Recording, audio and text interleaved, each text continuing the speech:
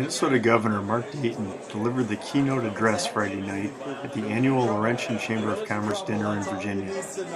Dayton talked about his memories in politics, the state's current budget situation, and his love of the Iron Range. For more on the governor's visit, see Sunday's Mesabi Daily News.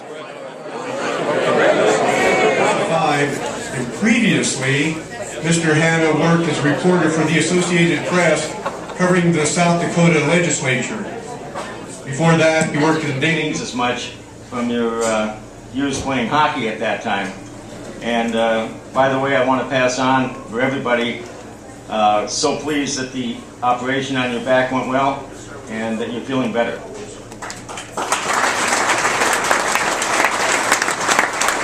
Generational divide back in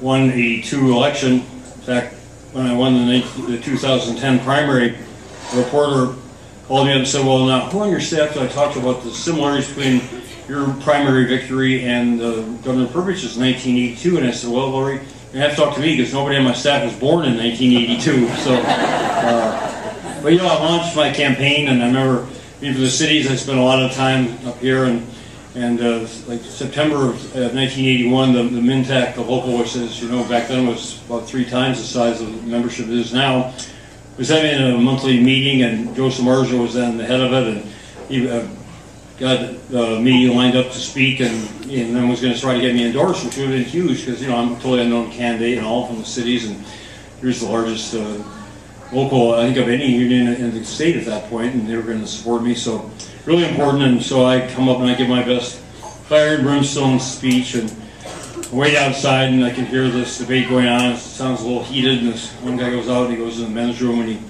comes back, and just automatically, you know, first time candidate, I stick my hand out, shake his hand, and he goes back in a minute or so later. There's this uproarious laughter, and people come out and call me and say, "Congratulations, you're endorsed, you're endorsed." And so after I said, "Joe, what happened there?" He said, "Well, this guy came back in, and he stood up and said, well," and I'm going to clean this up a little bit, he said, "All I know is that any politician who wants a job bad enough that he's willing to shake a steelworker's hand after he just left the bathroom, I say, heck, let's give it to him." So, most, as many as possible come out ahead. That's my definition of winning. Rudy had a sign in his governor's office that I put back on my wall. None of us are as smart as all of us.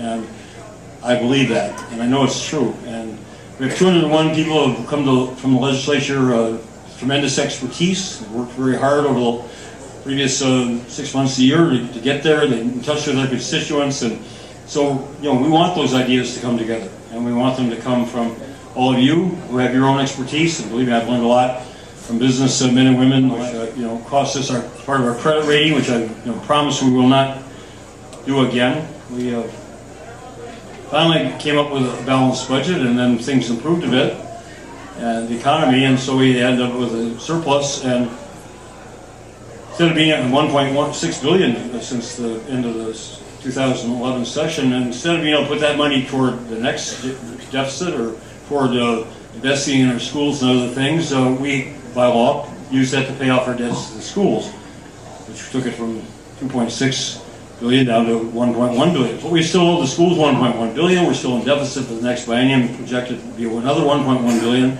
So we come a long way out of that hole, but we're not out yet.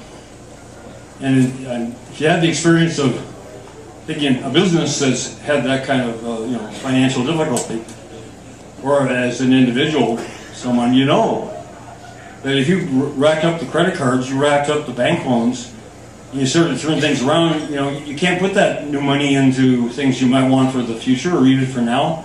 You're paying off past debts.